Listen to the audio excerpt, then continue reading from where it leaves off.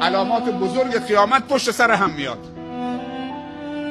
یکیش مسیح دجاله، شر محض، بزرگترین شری است که دنیا و مردم دنیا رو تهدید میکنه. یکیش یاجوج و ماجوج، یکی دابة الارض، یک حیوان بزرگی از کوه صفا در میاد و همه مردم رو میلیسه، کسی نمیتونه اونو بکشه و با همه مردم تماس میگیره.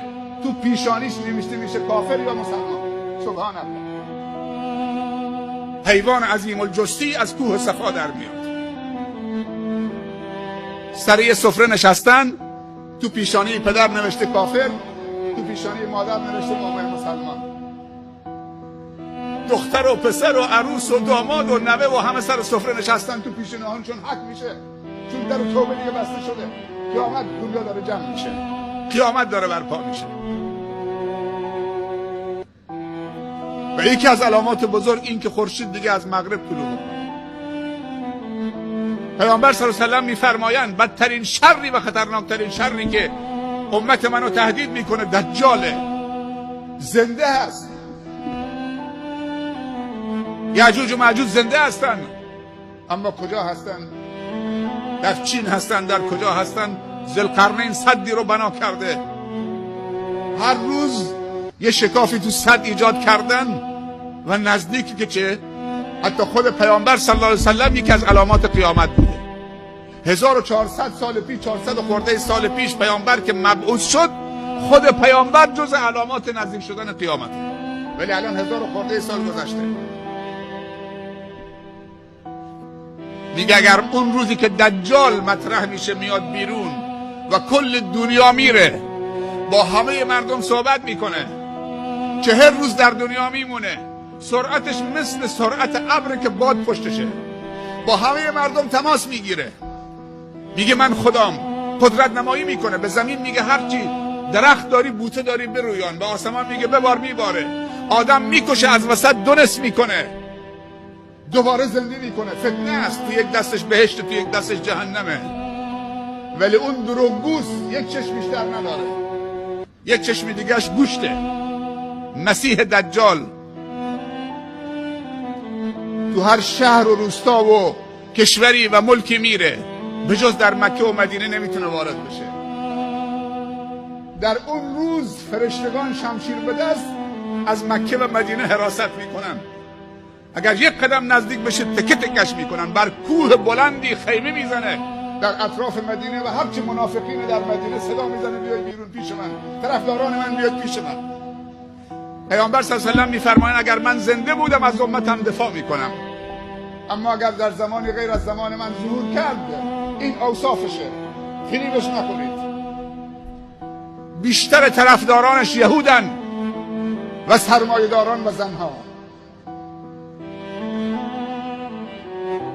در روایات وارد شده که از خراسان ایران یا از اصفهان خارج میشه. وقتی از اصفهان خارج میشه 70,000 یهود اصفهان همراهشن.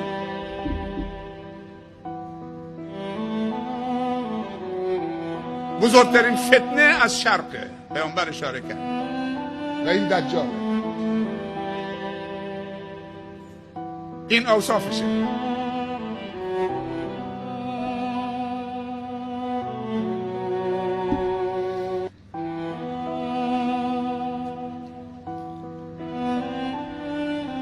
جهنم خداوند برای کفار آماده کرده و منافقین و کسانی که صاحب نفس اماره هستند. گفتم که در آخر زمان 2 قدرت میمونه، شر محض و خیر محض. و دولت یهود در آخر زمان قبل از مسلمان ها شکل میگیره. دولت یهود که اسرائیل نیست. و بعد مسلمان کشی میکنن و خداوند مسلمان ها رو بر یهود پیروز میکنه. بعد کوه و درخت و دشت و سنگ و تپه و به صدا در میاد ای برادر مسلمان یهودی پشت من قایم شده بیا. اونو دستگیر کن و به قتل برسان. دجال که ظهور پیدا میکنه، خداوند عیسی مسیح را میفرسته دوباره به دنیا، در حالی که 2 تا دستش بر 2 تا بال فرشتگانه، از آسمان میاد پایین، کنار منارة البیضاء شرقی دمشق، این دمشقی که الان پایتخت سوریه است. چقدر مسلمان کشی داره توش میشه. سرزمین شام سرزمین محشره. دجال بزرگ آخر الزمان در شام کشته میشه به دست عیسی مسیح، در محلی به اسم باب لد در فلسطین. وقتی گفتیم شام 4 کشوره: فلسطین، اردن، سوریه و لبنان. این 4 کشور بهش میگن شام. عیسی مسیح در حالی که 2 تا دستش بر 2 تا بال فرشتگانه میاد پایین، کنار منارة البیضاء، مناره سفید در دمشق، شرقی دمشق. و وقتی میاد به دنیا، اولین کاری که میکنه میگه اشهد ان لا اله الا الله و اشهد ان محمدا عبده و رسوله. شهاده به اسلام میره. هر پیامبری که بعد از اسلام بیاد، بعد از اسلام هیچ پیامبری نیست بعد از پیامبر رسول الله صلی الله علیه و سلم، ولی عیسی مسیح به دنیا میاد. چرا به دنیا میاد؟ به خاطر که صلیب رو خرد بکنه. چون مسیحی ها گفتن ما عیسی رو کشتیم به دار کشیدیم. خداوند میگه اینا دروغ میگن. و ما قتلوه یقینا انی متوفیک و رافعک الیه. من تو رو قبض روح کردم و بلند کردم به آسمان. خداوند وقتی که دشمنان عیسی مسیح رفتن که عیسی مسیح رو بکشن، به قتل برسانن، خداوند اونو قبض روح کرد و شبه صورت عیسی مسیح رو انداخت تو کسی که کار دستش بود، خنجر، تو صورت یکی از اونایی که جز قاتلین بود. و وقتی مسیحی ها رسیدن دیدن که چه؟ عیسی داخل. گفت من عیسی نیستم. گفتن نه، صورت عیسی است دیگه. و خداوند عیسی رو قبض روح کرد، پیغمبر اولوالعزم، برد به آسمان ها. پس تنها کسی که پیغمبری که بعد از پیامبر صلی الله علیه و سلم به زمین میاد عیسی مسیحه. یک بار دیگه خداوند بهش اجازه میده بیاد روی زمین و اولین کاری که میکنه میگه اشهد ان لا اله الا الله و اشهد ان محمدا رسول الله. شهاده به اسلام میده. دومین کار در ملأ عام صلیب و خرد میکنه. اون موقع دیگه اینترنت به اوج میرسه. سرعت اینترنت به اوج میرسه. سرعت ارتباطات به اوج میرسه. حالا تو تصور بکن شاید چند هزار سال دیگه، چند میلیون سال دیگه چی میشه؟ سرعت دجال الان تعجب میکنی. یک زمانی با قافله از مکه تا بیت المقدس شاید 40 روز بوده با قافله شطور، ولی الان با 2 ساعت میرن با پرواز. یه روزی میرسه که شاید با نیم ساعت برن. یکی از علامات نزدیک شدن قیامت سرعت زمانه. زمان سرعت پیدا میکنه، خیلی سرعت پیدا میکنه.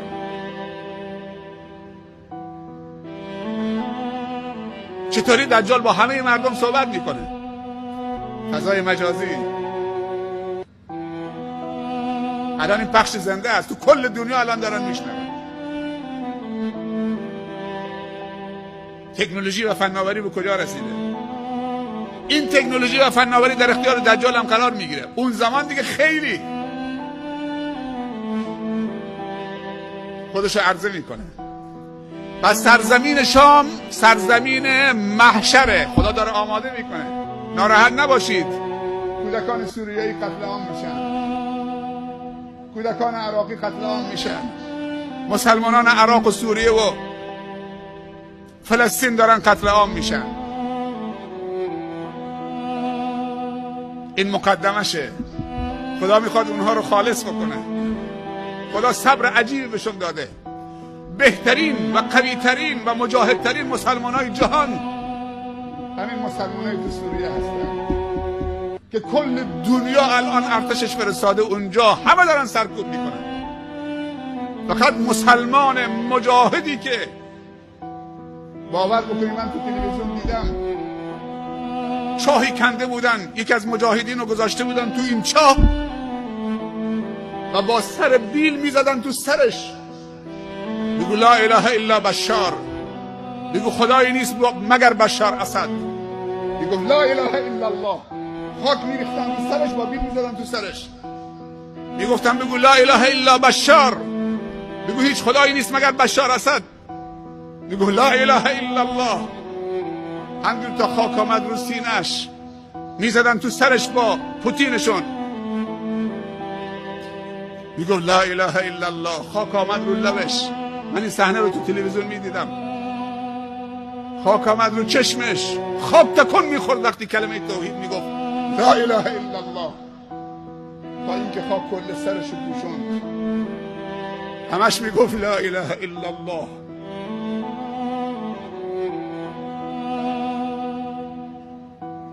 پس سرزمینی که محشر برپا میشه سرزمین شام، و بزرگترین فتنه هم از اونجا خاموش میشه اون فتنه. و عیسی مسیح هم در منارة البیضا شرقی دمشق در حالی که دستاش رو 2 بال فرشته هاست میاد پایین، شهاده به اسلام میده، صلیب خورد میکنه. ای دروغگوها، ای مسیحی ها، ای صلیبی ها. دین اسلام.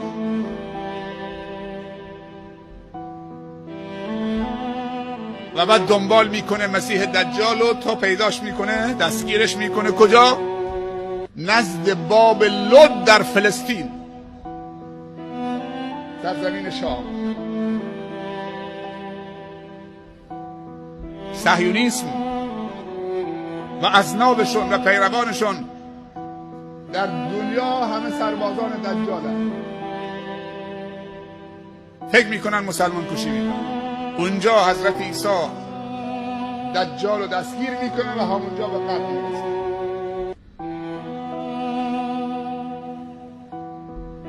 للذین کفروا بربهم عذاب جهنم و بئس المصیر. اینها کسانی که نفس اماره دارن، نفس شریر دارن. اما بیای گذری بزنیم به سوره الحاقه.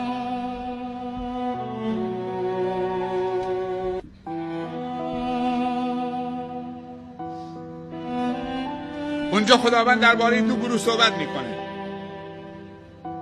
نفس مطمئنه و نفس اماره، مؤمنین واقعی و کفار واقعی، شر و خیر محض. من فقط آیاتش میخونم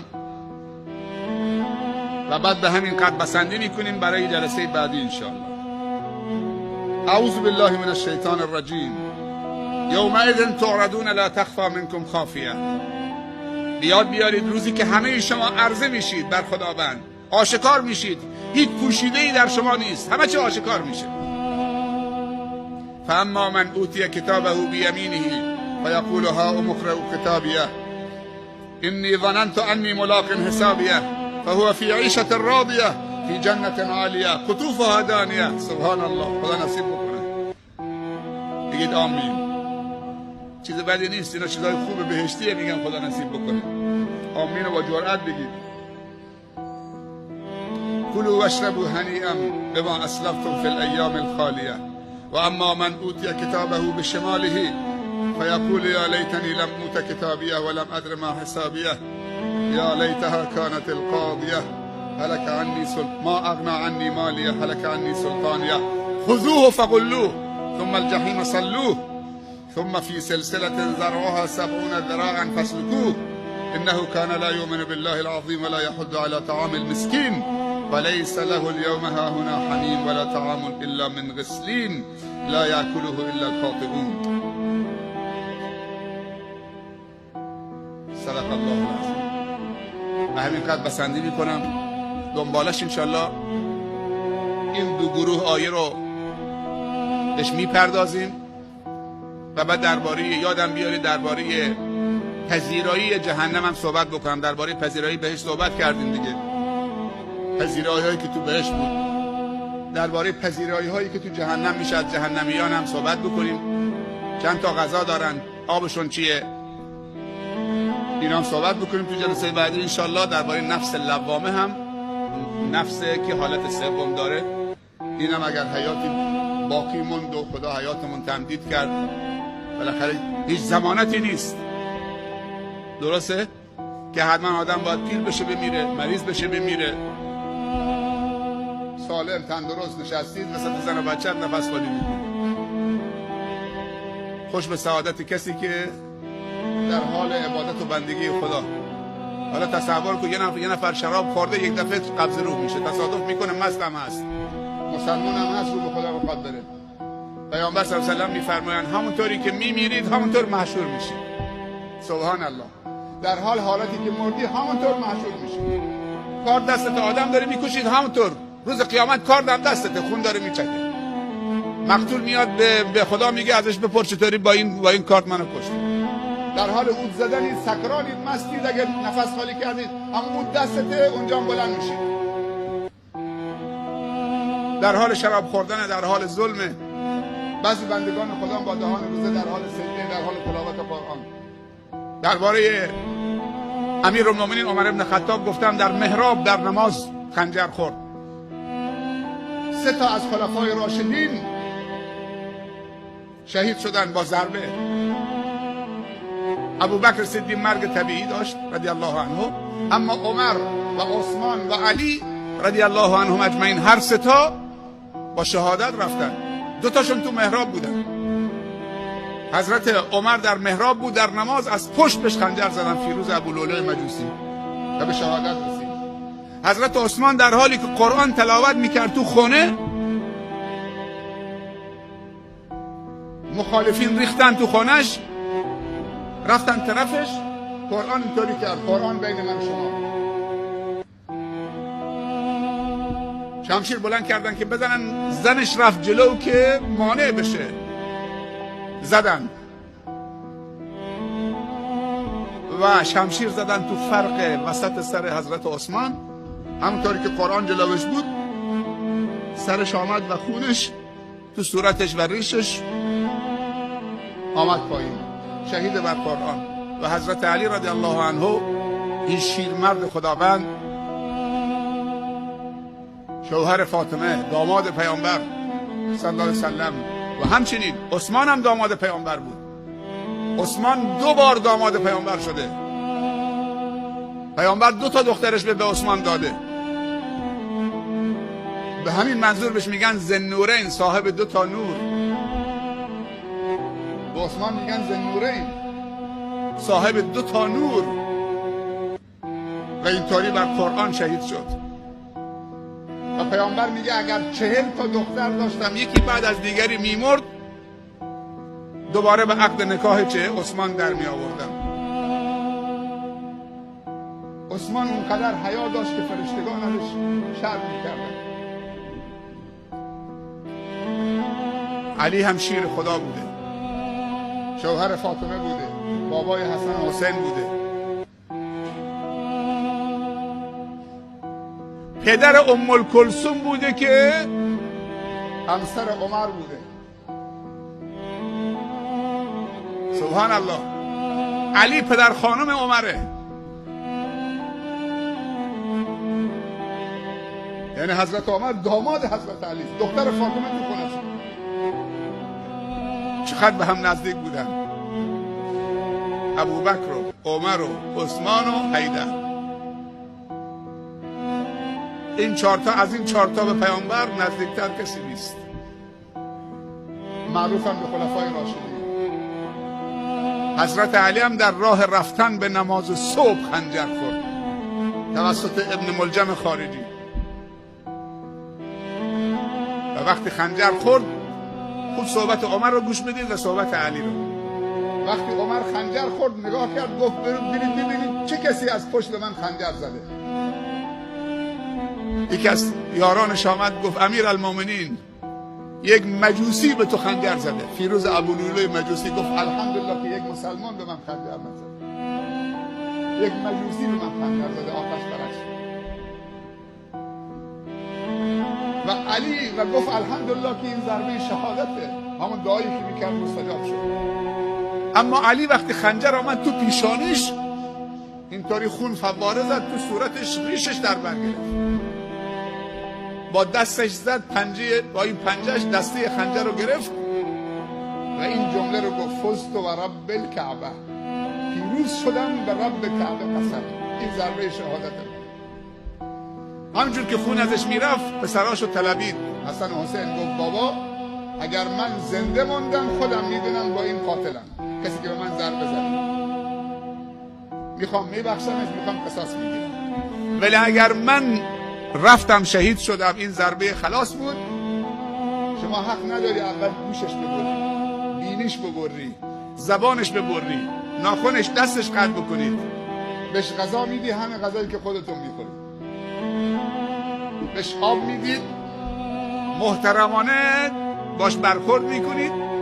اگه خواستی قصاص بگیری فقط یک ضربه بهش بزنید، هم جایی که به من ضربه زدید. سبحان الله.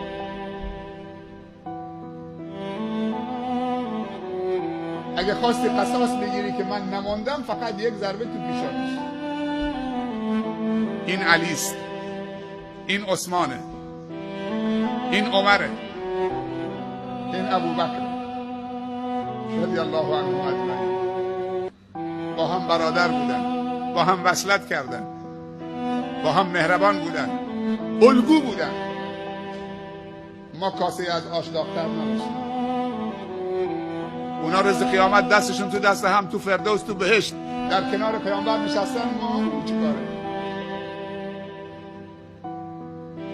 کاسه از آش داغ‌تر نباشیم. اللهم اجعل جمعنا هذا جمعا مرحوما واجعل تفرقنا من بعدها تفرقا معصوما. اللهم لا تجعل فينا ولا منا ولا معنا شقيا ولا محروما. ربنا ظلمنا انفسنا وان لم تغفر لنا وترحمنا لنكونن من الخاسرين. سبحان ربك رب العزة عما يصفون وسلام على المرسلين والحمد لله رب العالمين. موفق و مؤید و سربلند باشید. برای همتون آرزوی موفقیت دارم. التماس دعای خیر از همتون دارم. جزاكم الله خیر.